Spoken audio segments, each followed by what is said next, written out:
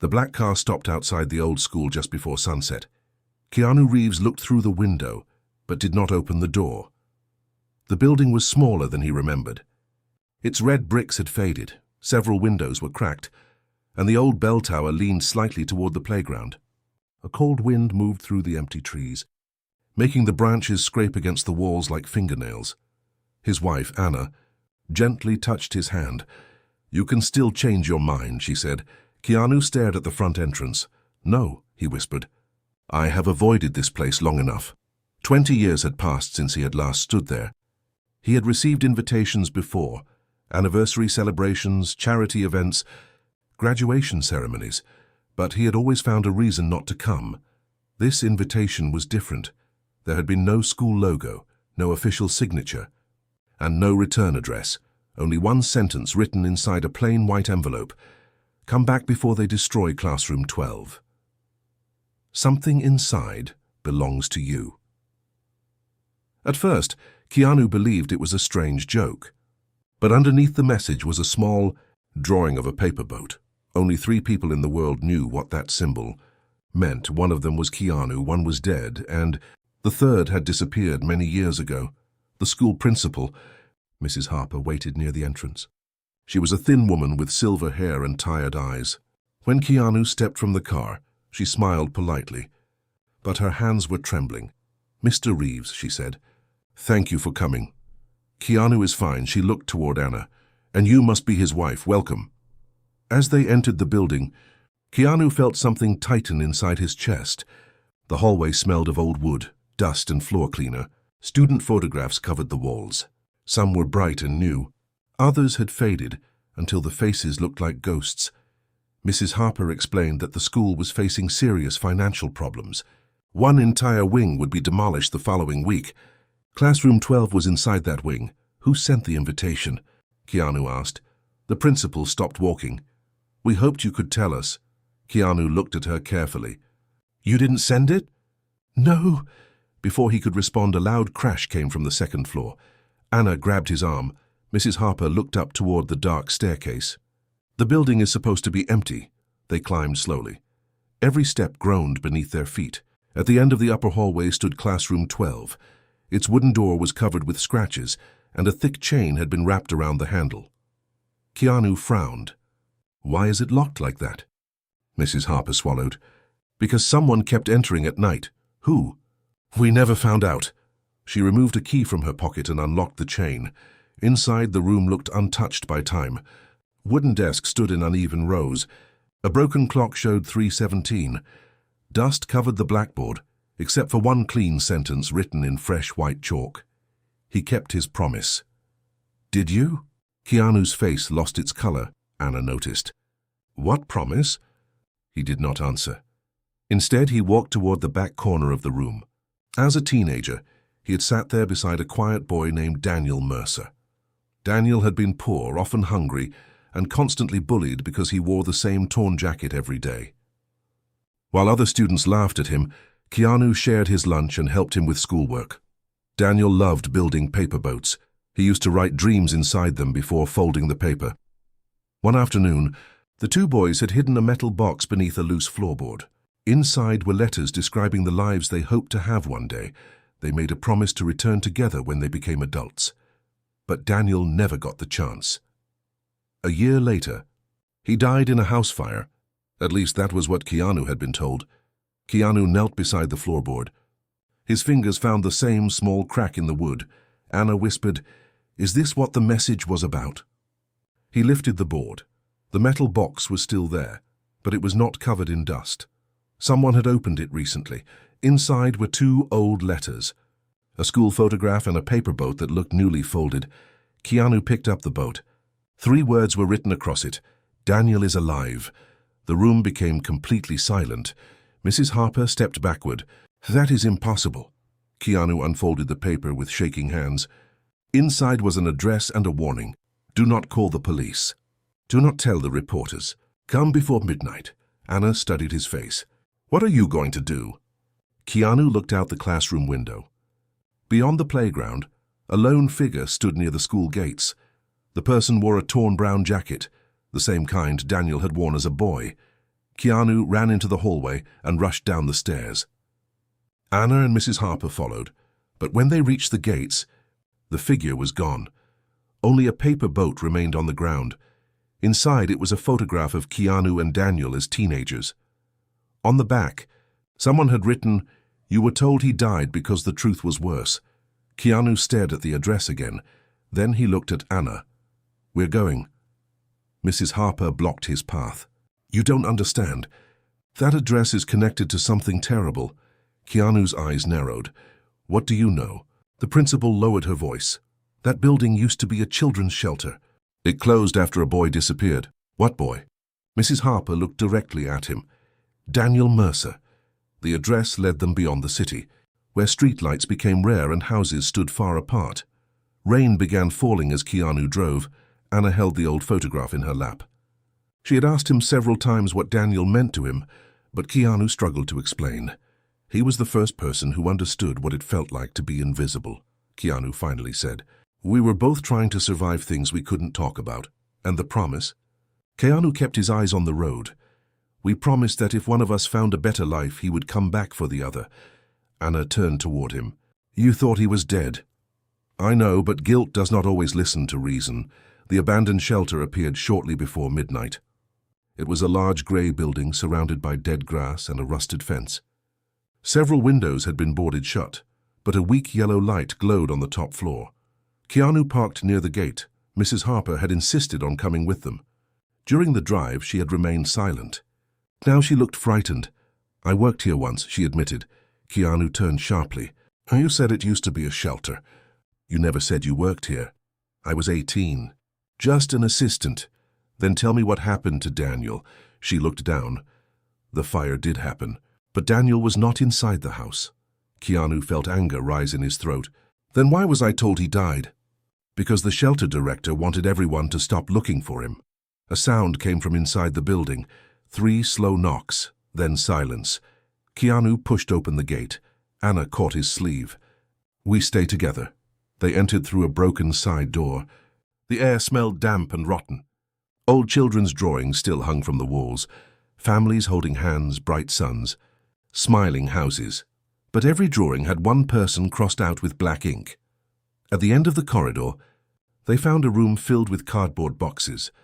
Inside the boxes were school records, medical forms, and photographs of children who had once lived at the shelter. Keanu searched until he found Daniel's name. The file contained a different story from the one he remembered. After Daniel's mother died, he had been placed at the shelter. He escaped several times, always trying to return to school. The director considered him difficult and ordered staff members to keep him isolated. Then Keanu found a handwritten note. Daniel repeatedly asks for his friend Keanu. Contact must not be allowed. The boy encourages unrealistic ideas about escape and freedom. Keanu stared at Mrs. Harper. "You knew?" Tears filled her eyes. "I delivered some of the letters Daniel wrote to you. I never received them, because the director burned them." Keanu stepped away as if she had struck him.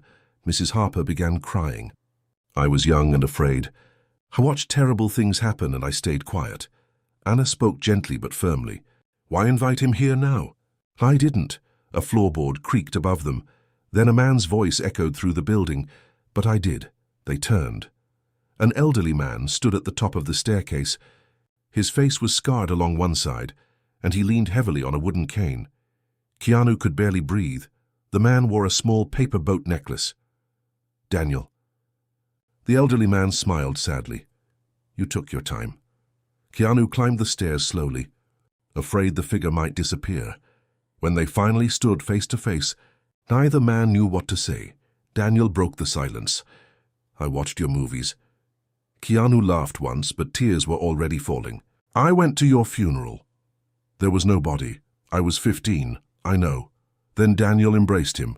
For a few seconds, they were no longer adults carrying decades of pain. They were 2 lonely boys at the back of classroom 12, sharing a sandwich and dreaming about a future neither of them could imagine. But the reunion ended when Daniel suddenly collapsed. Anna rushed forward. "He needs a doctor." Daniel pushed her hand away. "No hospital, why not?" "Because people are still watching." He pointed toward the window. Outside, Headlights appeared near the gate. Two dark vehicles stopped beside Keanu's car. Men stepped out. Mrs. Harper whispered, "They found us." Daniel led them through a hidden door behind a bookcase. A narrow staircase descended into the basement.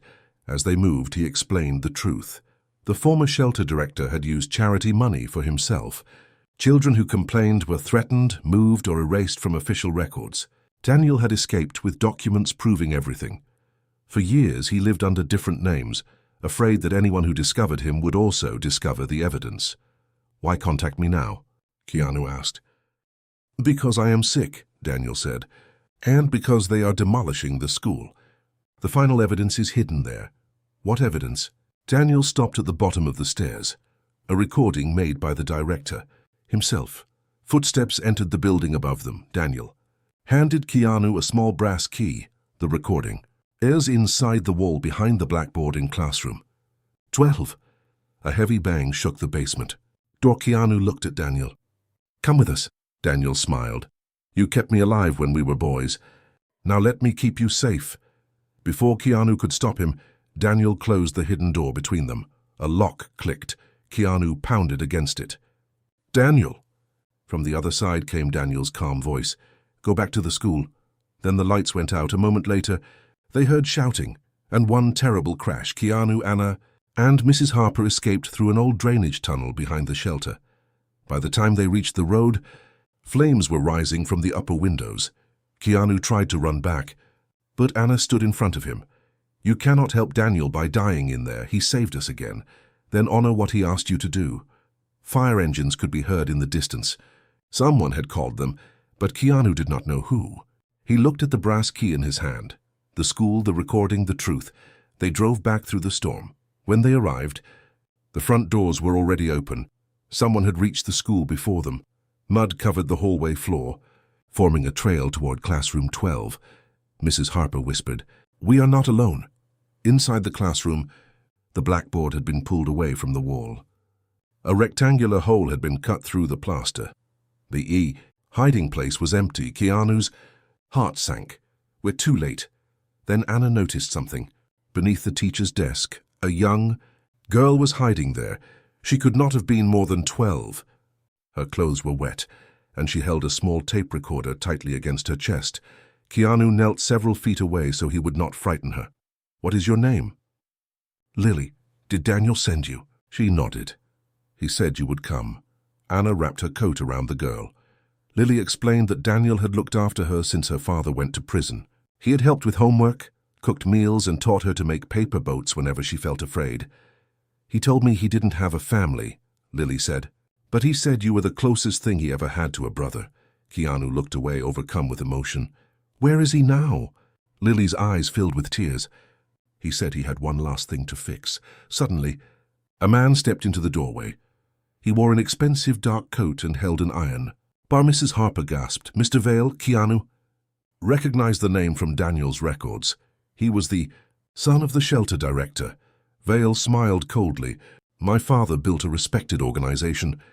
I will not allow old lies to destroy our family." Lily hid behind Anna. Keanu stood between them and the man.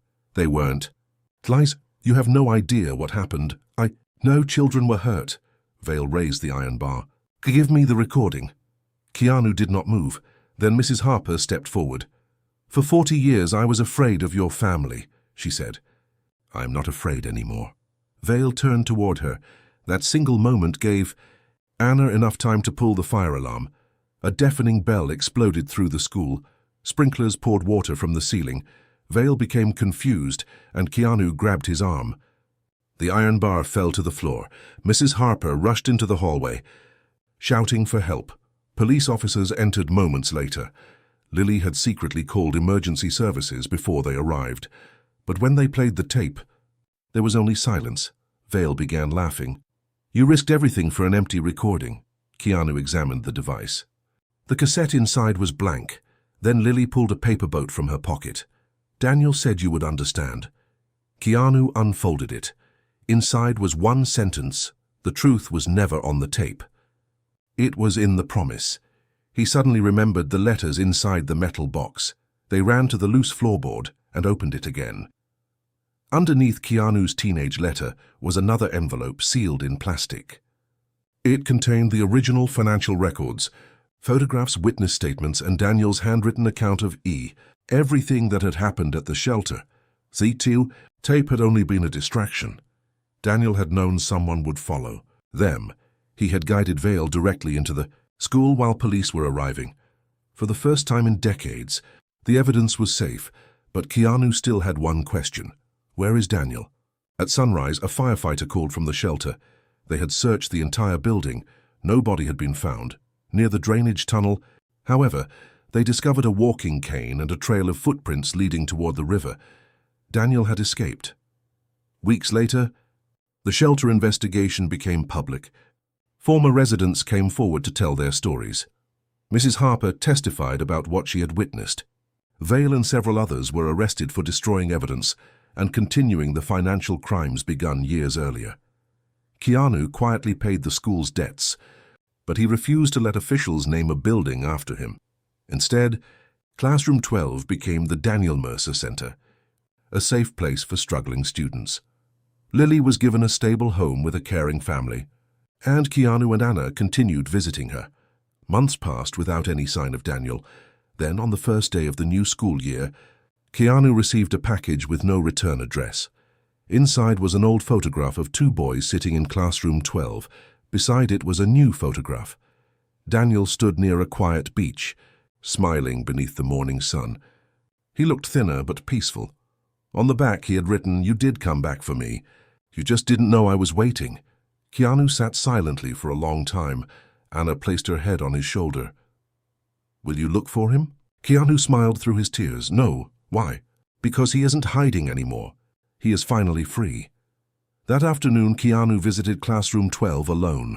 He sat at the old desk, took out a sheet of paper, and wrote one final message. A promise is not broken because life delays it. Sometimes kindness travels through years of darkness before it reaches the person who needs it. He folded the paper into a boat and placed it beside Daniel's photograph. Outside, the school bell rang. Children filled the hallway with laughter. And for the first time, the old classroom no longer felt haunted by the past. It felt alive with a second chance.